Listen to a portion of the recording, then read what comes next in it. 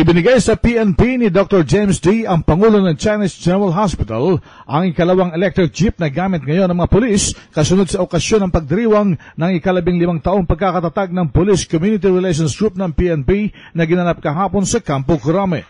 Ayon kay PCRG Police Director General Nicanor Bartolome, malaking tulong ang electric jeep para sa mga sibilyang pumapasok sa Campo Crame na mayroong inasikasong transaksyon. Ay gagamitin ng mga civilians na bumibisita sa kampo.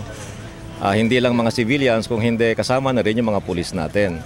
Kasi alam naman natin na napakaraming bisita rito sa kampo everyday na bumibisita. This time, ginagamit natin yung environment friendly na sasakyan.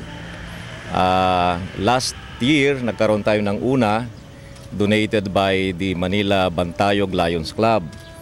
Ngayon naman, ang second nating electric jeep, donated by the Chinese General Hospital. Kaya nandito sila Dr. James D., kasama ng kanyang staff sa Chinese General Hospital, na personally ay ibinigay sa amin itong sasakyan.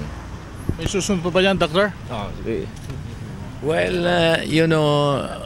our donation not only the Egypt, but we have a long-standing MOA with the PNP. Any police injury in line of action, they can be treated in our hospital free of charge.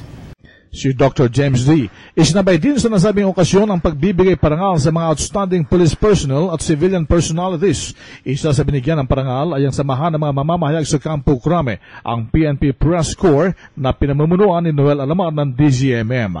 Mula sa Campo Crame, RH911, Bing Formento ng DCRH Nationwide.